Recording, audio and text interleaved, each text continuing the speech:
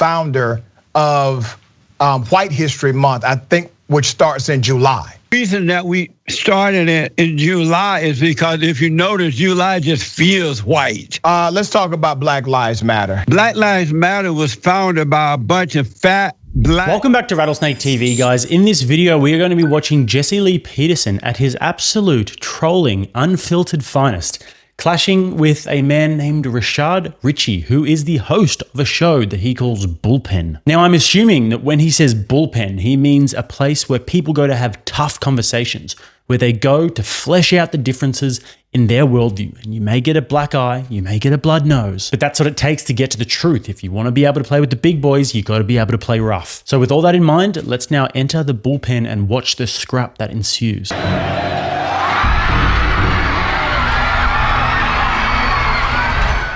In the bullpen today, I have a conservative radio talk personality, TV host, extreme conservative, and he's proud of it, Pastor Jesse Lee Peterson, founder and president of Bond, B-O-N-D, and host of JLP Show and The Fallen State. Pastor Peterson, good day, welcome to Indisputable. Thank you for having me on, I appreciate it. Sir, you all have a celebration coming up next month.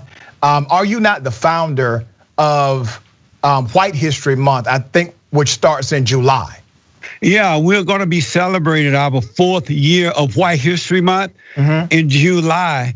And the reason that we started it in July is because if you notice, July just feels white. Yeah. You know, it's summertime, vacation time, relaxing time, reflecting time, and appreciating the greatest country on this side of heaven. Gotcha. And so we are recognizing that and showing our appreciation for it. I think it's important for people to know you're not a comedian. What you're saying, right? What you're saying, this is actually you. You do this. You did found. You're the founder of White History Month. Yes. You've also been very critical of Juneteenth. You have called it a fake holiday, but you are. You want to make sure that everyone supports White History Month.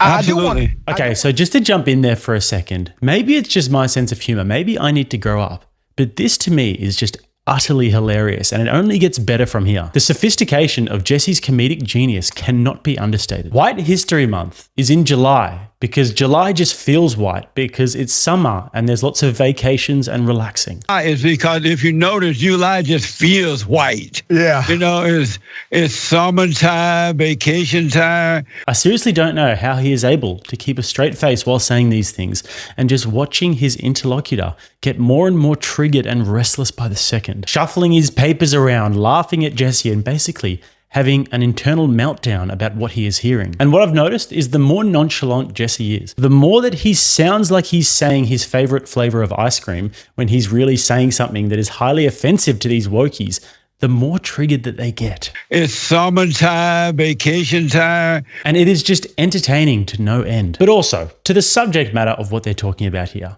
Imagine if the shoe was on the other foot and a white guy responded to the notion of Black History Month by saying to the audience, guys, he's not joking, he's not a comedian, he actually wants to celebrate black people. Imagine the response you would get. But actually, it is stupid to have a Black History Month, and it would be stupid to have a White History Month. But what Mr. Bullpen doesn't realize is that Jesse is not exactly a comedian per se, but he is somebody who engages in high-level political and cultural satire that's designed to do a few things. First of all, it's designed to trigger race hustlers like this guy, and I mean tick. Second of all, it's designed to point out a clear and raging double standard, because what it does is it creates this dialectic between Black History Month and White History Month that are both essentially equal at face value. However, one side, Black History Month, are celebrating their history and their culture and their people, and they should be so proud, and CNN will do a segment about it, and they can draw graffiti on the roads and all that. And then on the other side,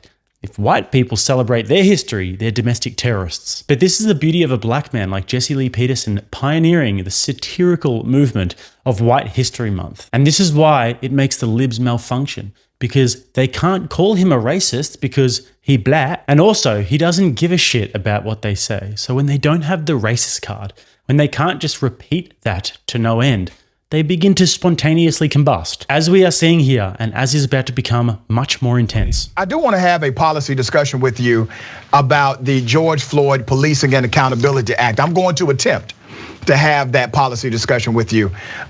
Do you agree or disagree with the George Floyd Policing and Accountability Act? I totally disagree because, as we all know, George Floyd was a black, unemployed drug addict with a criminal record. And I just think let's first of all, let's clear something up, sir. You really should be ashamed of yourself. You call yourself a Christian pastor. George Floyd is dead. It's his fault. He's dead because a cop killed him. No, now, he's dead because he was a drug addict. My question to you, and that's adverse to the evidence, by the way, what you just said. My question to you was about policy. So let me ask you, what in the policy of the George Floyd Policing Act do you disagree with? The whole idea. Which part of the policy? Jesse, blaming the cops and no responsibility Jesse, for the blacks. I'm asking you, what part of the policy is written? You can find it at congress.gov. What part of the policy, sir, do you disagree with? This is a simple question. I disagree with the whole idea of a policy. You haven't read the policy. You haven't even read the damn policy. Come on, Jesse. I don't need to read it. I don't need to read it to know the truth, because what I've noticed is that black people today, due to their lack of love, their lack of believing in God, they love evil more than they love good, right? So that's the reason why you don't read. And so that's the reason why you don't read. Right, because we're written by no good black people. And why should I waste my time knowing what they're about? Black folks today, and not all, but most, have no sense of direction. They're blaming everybody but themselves.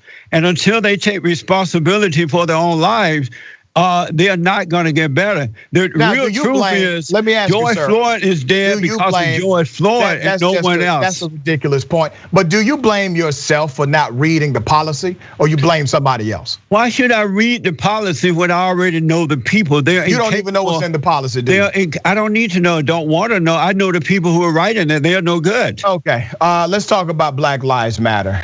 This is probably going to end up being an utter waste of my time having you on the show. What are your thoughts about Black Lives Matter? You don't know that. You may learn something. Well, we'll see, preacher. What is it about Black Lives Matter that you disagree with fundamentally? Black Lives Matter was founded by a bunch of fat black radical lesbians. Okay. And who hate God. Get this clown off my show. I appreciate you. Who hate God, who hate the nuclear family. Yeah. Listen, for those of you who wanted me to continue to engage that clown on this show, I'm sorry, I just couldn't do it. I'm only a human being, so please forgive me, okay? All right. The funny part there towards the end, I don't know if you caught that, was that he thought that he could just cut Jesse Lee Peterson out from the show. But when he was doing his little monologue after he thought that Jesse left, you can still hear Jesse laughing in the background. I'm only a human being, so please forgive me, okay? He literally got the last laugh. But anyways, guys, that is the bullpen. If you get in that pen and you look at the bull, you stare it straight in the eyes, and then you just say, the founders of BLM are fat, black, radical lesbians, then the bull will get triggered and run away. It's as easy as that. Incredible. So much for the tough guy stuff. Anyways, guys, if you want to find my links to all my socials, Twitter, Instagram, all those amazing places, find that below. If you'd like to subscribe to the channel, if you haven't already, you can click right here. And if you'd like to watch another one, right here. Till next time, I'm Jake. This is RattlesnakeTV, keeping you armed and dangerous.